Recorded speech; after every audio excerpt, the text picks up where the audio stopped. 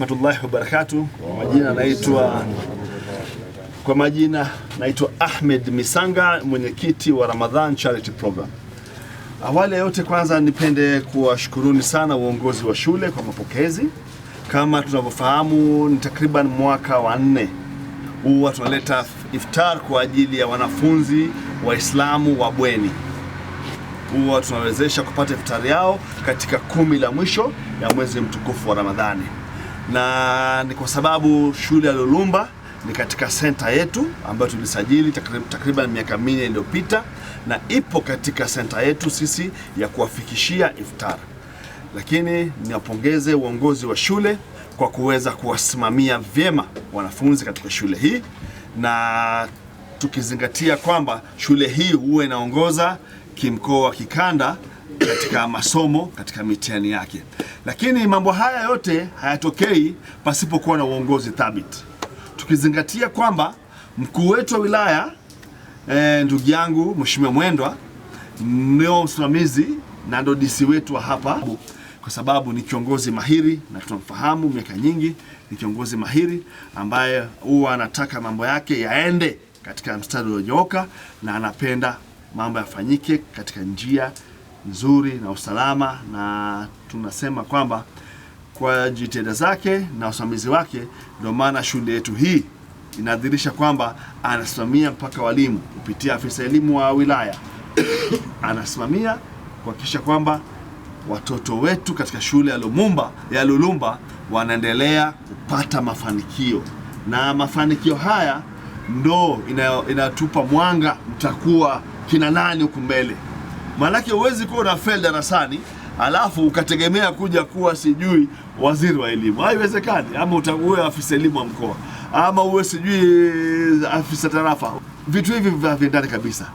Elimu yako wewe leo ndo msingi unayoweka. Wanafunzi mmenipata? Leo mnajenga msingi ya huku mbele mtakuwa nani fanyika. Kwa hiyo naombeni sana wanafunzi tujikite katika kuishi kwa nidhamu. Nidhamu ya kwanza, unapomheshimu mwalimu mkuu, walimu na wasaidizi wake kuchini, itakupelekea pia kuheshimu wanafunzi wenzio. Na katika hilo mwanafunzi mwenye nidhamu siku zote huwa ni mwanafunzi wamepata ufaulu darasani.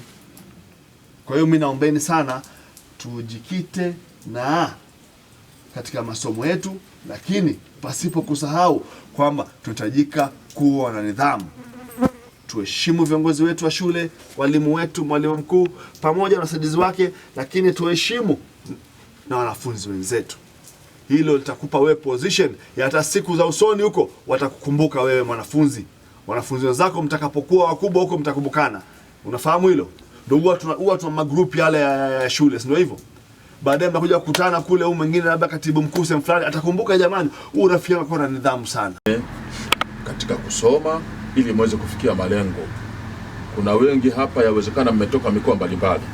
Wazazi wenu mmewaacha huko, baba zenu mmewaacha huko, babu zenu mmewaacha huko, kaka zenu, lakini wote wana masikio kusikilizeni nyinyi kwamba mnakwenda vizuri.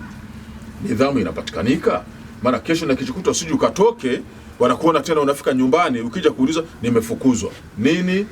Si maana wote danganya tusema sielewi, lakini kumbe ni utovu wa nidhamu. Sasa tunachokuombeeni kama alivyosema ndugu yangu hapa ni kuwa na nidhamu, kuwaheshimu walimu, elimu walezi na wale wote ambao wanaingia darasani kwenu kuwasomesheni, muwaheshimu na kuwapenda. Hapo ndipo mtafanikiwa. Kama Mtume anavyosema kullu man jitahada wajada. Kila mwenye kujitahidi kwa mazuri atafanikiwa kwa mazuri hayo. Na ukijitahidi kwa mabaya utafanikiwa kwa mabaya hayo. Basi Mwenyezi Mungu akuongozeni na akusimamieni na akupeni mafanikio yale ambayo mnayakusudia. Wa alaykum salaam. Kwa majina naitwa Somad Hamisi Omari, ni amiri Lulumba Secondary School. Kwanza kabisa nipende kutoa shukrani za dhati kwa nyinyi wote mlioshiriki katika hili swala zima la kuandaa iftari kwa ajili ya kutugaia sisi wanafunzi tunaopatikana katika shule za mabweni. Kwa Allah wajalie kila la kheri, Allah walipe kila la kheri. Nasi tumezipokea kwa shukrani za dhati kabisa.